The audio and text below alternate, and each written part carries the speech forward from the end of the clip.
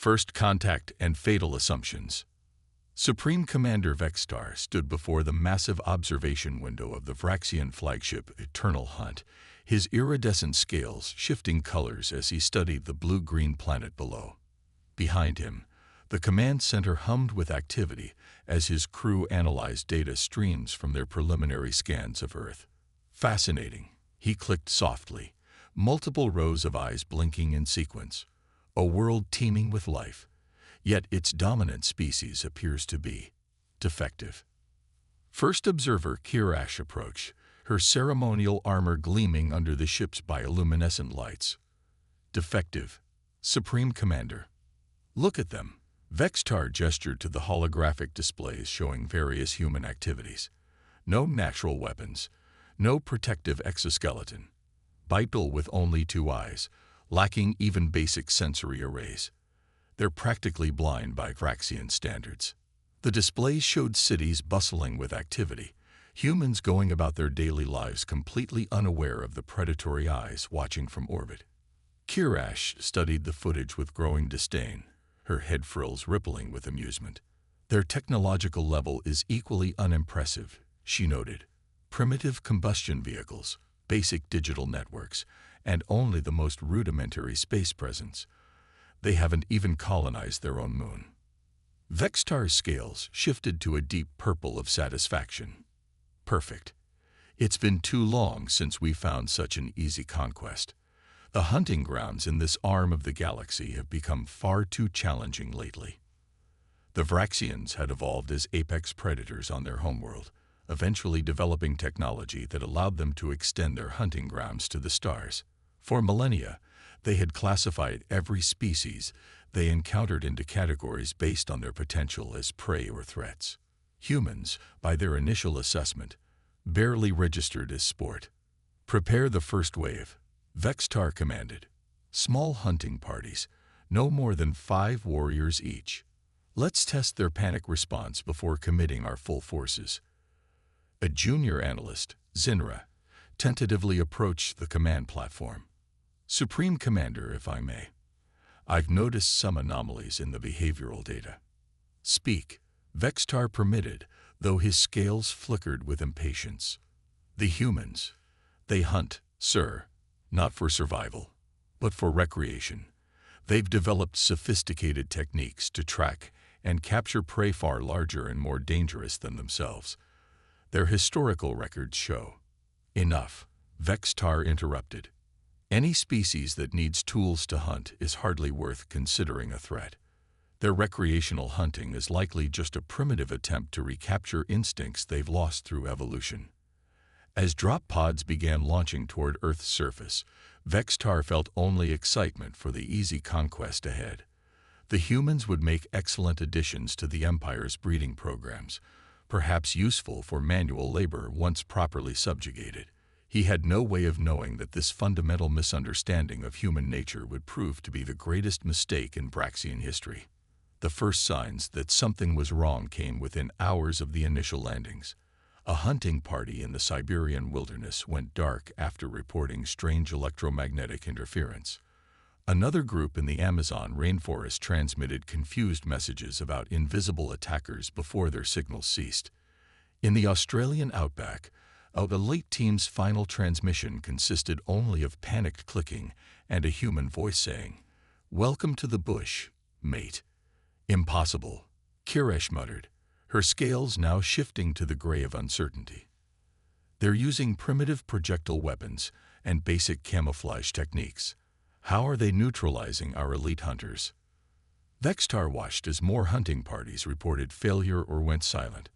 His scales had taken on the pale yellow of concern, though he fought to maintain his commanding presence.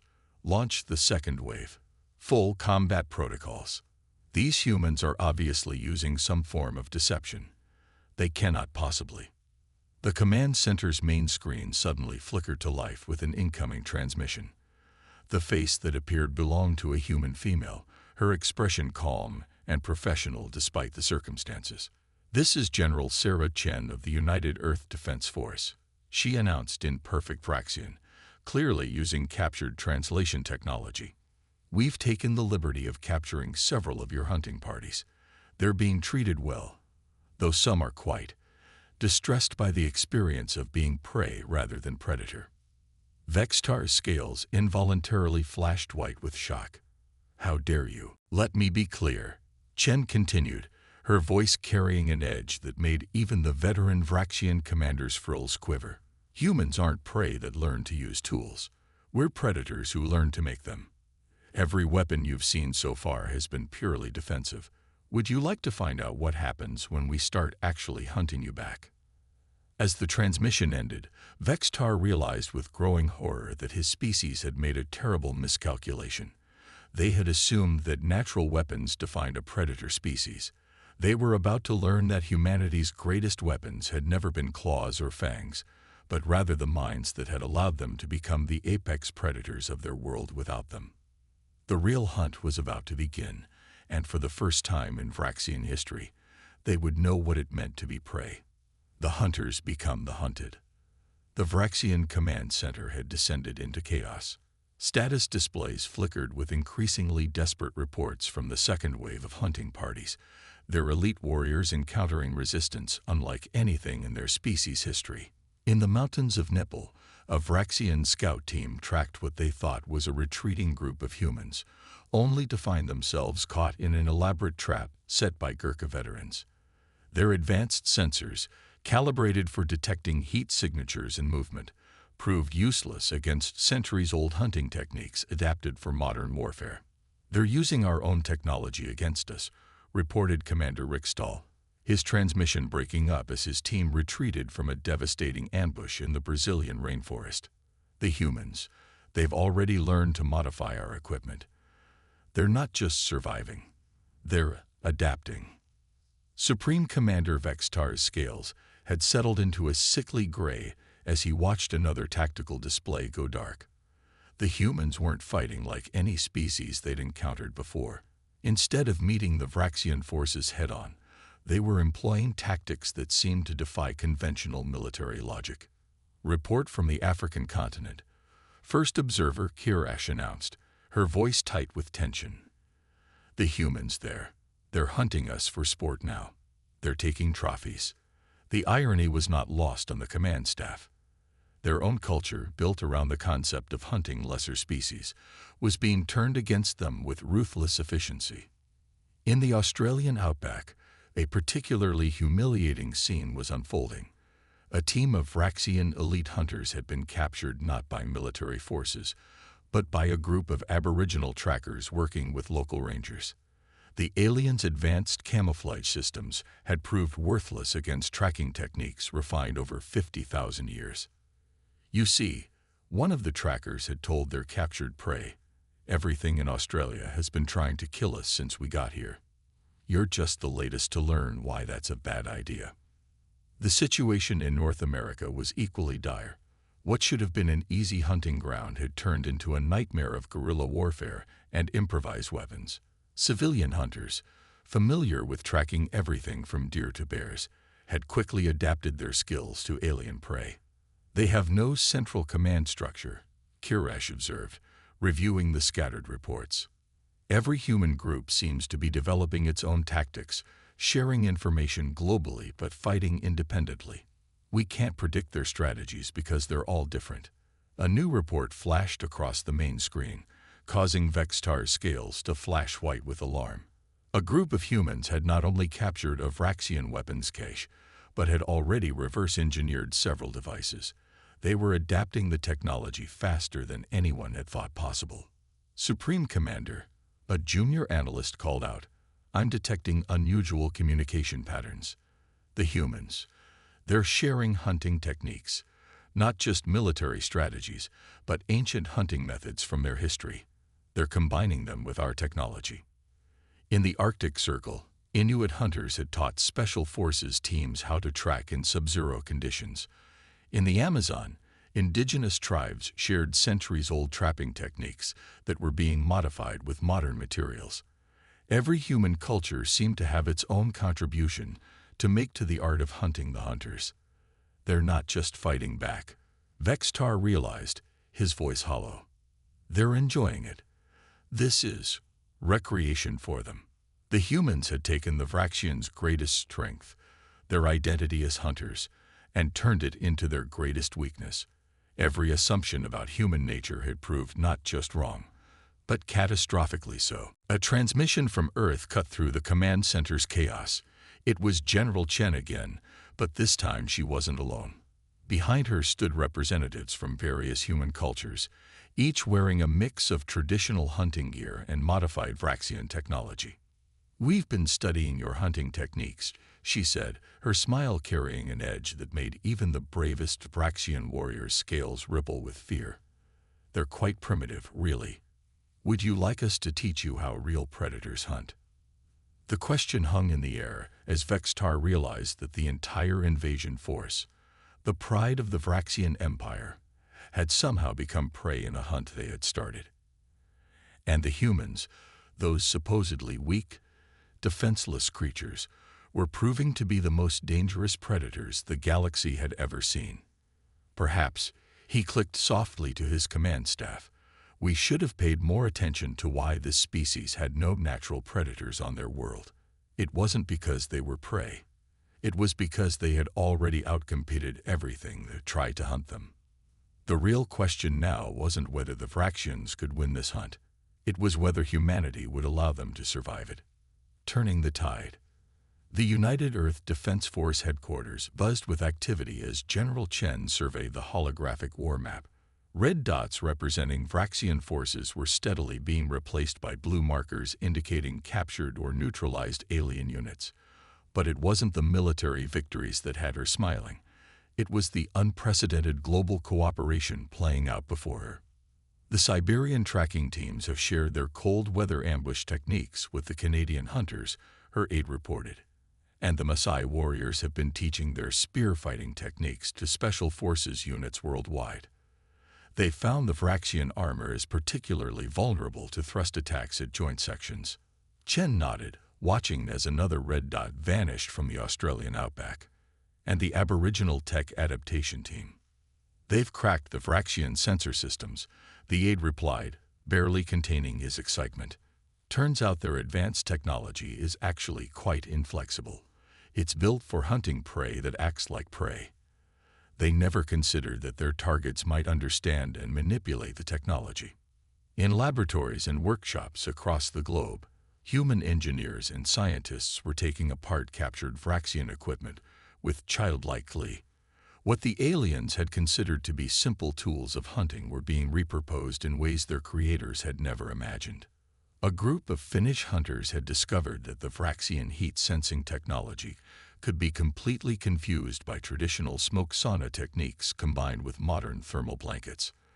Native American tracking experts had found that the aliens' motion detectors could be rendered useless by mimicking natural wildlife movements, something their ancestors had perfected over thousands of years of hunting.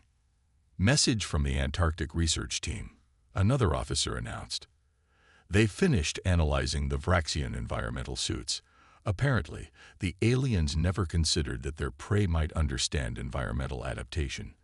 The suits can't handle rapid temperature changes. This revelation had led to a particularly effective tactic in desert regions, where sudden temperature shifts between day and night were already extreme.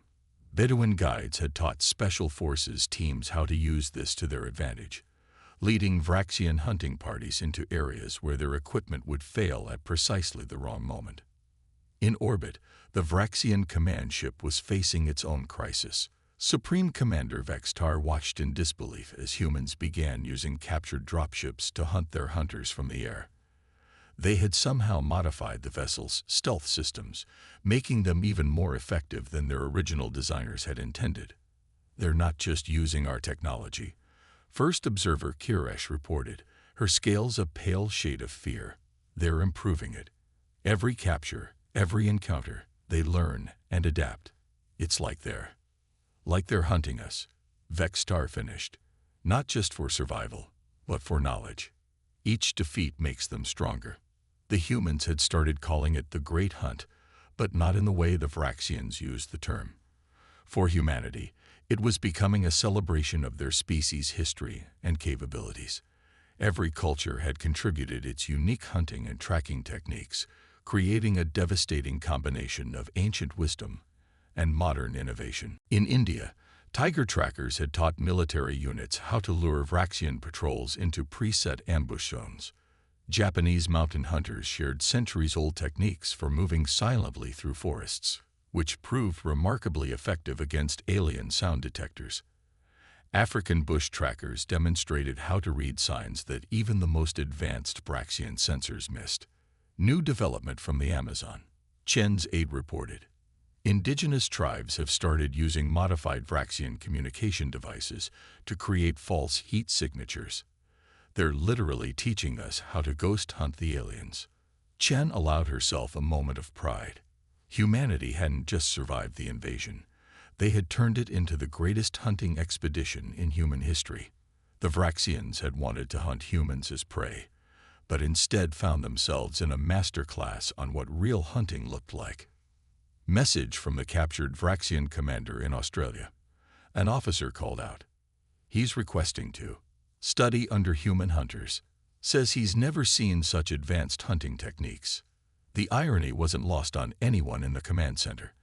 The supposedly superior alien hunters were beginning to realize that they were, by human standards, amateurs.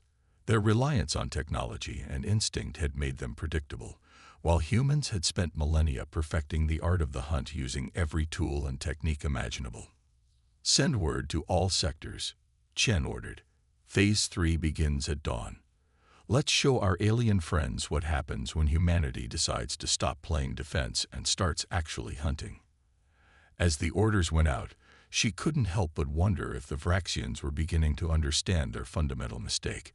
They had judged humanity's predatory nature by their lack of natural weapons, never considering that a species' true hunting prowess might lie not in its claws or fangs, but in its ability to turn anything and everything into a tool for the hunt.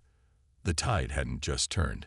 It had become a tsunami of human ingenuity, bearing down on an alien force that was only now beginning to understand what it meant to be prey. The art of the ambush. Supreme Commander Vextar's scales had settled into a permanent shade of ash-gray as he watched the tactical display aboard the Eternal Hunt. The human counteroffensive had begun at dawn, just as their transmission had promised, and it was unlike anything in Vraxian military history. They're not just coordinating attacks. First Observer Kiresh reported, her voice trembling. They're orchestrating a hunt on a planetary scale. The humans had divided Earth into hunting grounds, each region employing tactics specifically designed to exploit both the local environment and Vraxian weaknesses. But it was more than just military strategy. They had turned the entire planet into one massive trap. In the Pacific, human submarines had learned to mimic the acoustic signatures of marine life, allowing them to get close enough to captured Vraxian vessels to attach improvised boarding devices. The aliens' superior technology proved useless against tactics developed for hunting whales centuries ago. Report from the Himalayan sector. A communications officer clicked nervously. The humans there. They're hurting our forces, using avalanches and rock slides like their ancestors used to hunt mammoth. 3 more battalions lost in the last hour. The situation in the African savannas was equally dire. Vraxian hunting parties found themselves being stalked by teams of rangers and tribal hunters who had spent generations perfecting the art of tracking lions and elephants. The aliens' advanced camouflage systems meant nothing to people who could read broken grass stems and displaced pebbles. There in all the trees came a panicked transmission from South America. The canopy. It's alive with them. They move like the shadows of branches, but the shadows have teeth. The signal cut off abruptly. In North America, civilian hunting clubs had joined forces with military units, turning vast wilderness areas into killing grounds. Their intimate knowledge of animal migration patterns and natural ambush points proved devastating against the Vraxians' rigid tactical doctrine. New analysis of their hunting patterns. Kirish reported, they're not just using their current techniques, they're adapting prehistoric hunting methods. Some of their traps, they're based on strategies their species developed before they even had written language. The humans had reached deep into their species' memory, combining ancient wisdom with modern technology in ways that left the Vraxians reeling. Pit traps lined with graphene, snares made from carbon nanotubes, hunting blinds equipped with electromagnetic pulse generators. In the Arctic, Inuit hunters led Vraxian patrols onto seemingly solid ice that had been carefully weakened. In the Australian outback, Aboriginal trackers used their understanding of water sources to predict and intercept alien movements with deadly accuracy. The Mongolian steppes became a graveyard for Vraxian vehicles, taken down by techniques originally developed for hunting on horseback. Supreme Commander, a junior analyst, called out, "We're detecting a new pattern in their communications. They're sharing recipes." Recipes. Vextar's scales flickered in confusion. "Yes, sir. They're discussing various ways to prepare and preserve Vraxian armor and technology. They're treating this like a traditional hunting season. They're not just defeating us. They're harvesting us." The realization sent a wave of terror through the command center. The humans weren't fighting a war. For them, this was a cultural event, a return to their roots as a species. They had taken the Vraxians' attempt to hunt them and turned it into a celebration of their own predatory heritage. A new transmission cut through the command center's atmosphere of despair. General Chen's face appeared on the main screen, but this time she was dressed in what appeared to be a combination of modern military gear and traditional hunting attire from multiple human cultures. "We've been studying your species' history," she said, her voice carrying the calm assurance of an apex predator. "You evolved as ambush hunters, relying on sudden strikes against unsuspecting prey. But you never learned the art of the true hunt, the patience, the planning, the understanding of your quarry." She gestured to a display showing Vraxian forces around the world, now clearly revealed as being methodically herded into precisely planned killing zones.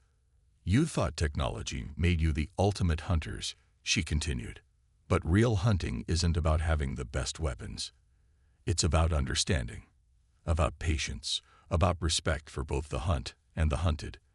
These are lessons our species learned over millions of years, lessons written in our DNA long before we crafted our first spear." The tactical displays showed human forces closing in on the remaining Vraxian positions with inexorable precision. They weren't rushing. They weren't aggressive. They were methodical, patient, precise. Everything a true predator should be. "Your forces have 12 hours to surrender," Chen concluded. "After that, we stop treating this as a military operation and start treating it as what you intended it to be, a hunt.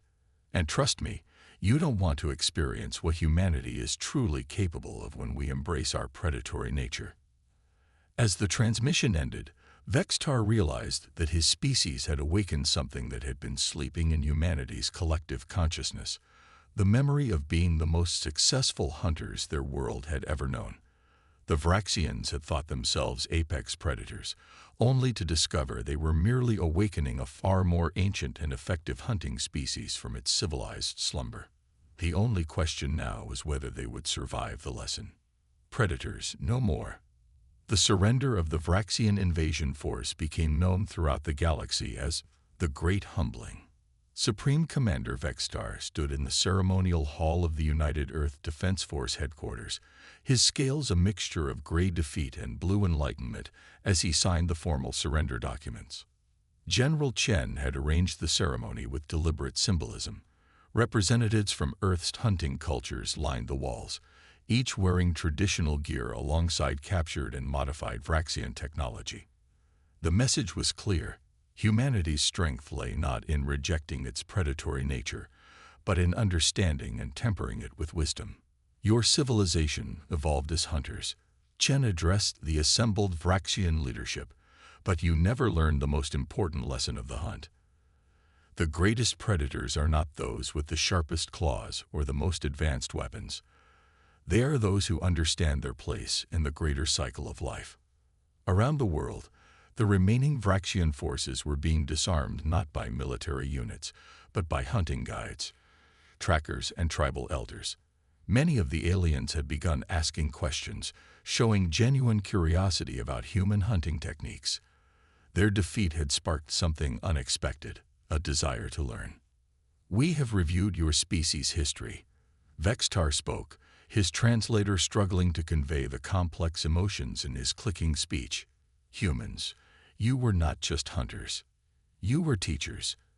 Every successful hunt was an opportunity to pass knowledge to the next generation. Every technique was refined, improved, shared." The data screens showed scenes from around the globe. Maasai warriors demonstrating spear techniques to curious Vraxian soldiers, Inuit hunters explaining the art of reading ice formations, Aboriginal trackers teaching the subtle signs of passage in the desert. The invasion had somehow transformed into the galaxy's most unusual cultural exchange program. "Your species hunted not just for food or sport," Kiresh added, her scales showing the deep blue of revelation, "but for understanding. Each prey taught you something new. You became apex predators not through evolution of natural weapons, but through the evolution of your minds." In the months that followed, the Vraxian Empire underwent a profound transformation. The experience on Earth had shattered their hierarchical worldview based solely on predatory capability. They began to understand that true strength lay not in the ability to dominate, but in the wisdom to know when not to. Research stations were established around Earth, but not for military purposes. Young Vraxians came to study under human hunters, learning not just techniques, but philosophy. The art of the hunt became a bridge between species, a way to understand different perspectives and approaches to life. "We thought ourselves the galaxy's greatest hunters," Vextar reflected during the first anniversary of the surrender. "In reality, we were like children playing with dangerous toys. Humanity showed us that being a predator species carries a responsibility. To understand, to learn, to teach." The most profound change came in how the Vraxians approached other species. Their empire, once built on conquest and subjugation, began to transform into a network of cultural exchange and mutual learning. The lessons learned on Earth rippled through their society, creating a new understanding of strength and wisdom. General Chen stood on the observation deck of the newly established Interstellar Cultural Center, watching Vraxian students learning traditional tracking techniques from a group of Sandbushmen. "They finally understand," she mused. "The greatest predator is not the one with the most kills, but the one who knows when not to strike." The invasion of Earth had begun as a hunt, and ended as a lesson, one that would reshape the galaxy's understanding of what it truly meant to be a predator species. Humanity had proved that their greatest weapon was never their tools or technology, but their ability to learn, adapt, and most importantly, teach. As the sun set on another day of cultural exchange, a young Vraxian asked their human instructor why humans had chosen to teach rather than destroy their defeated enemies. The instructor smiled and repeated an ancient proverb that had gained new meaning in the cosmic age. "A true hunter respects both the hunt and the hunted, for in teaching our prey, we elevate ourselves beyond mere predators. We become custodians of knowledge, guardians of wisdom, and teachers of the most important lesson of all, that the greatest victory is not in conquest, but in understanding." The stars wheeled overhead, witnessing the continuing evolution of two predator species who had learned that the greatest hunt of all was the pursuit of wisdom.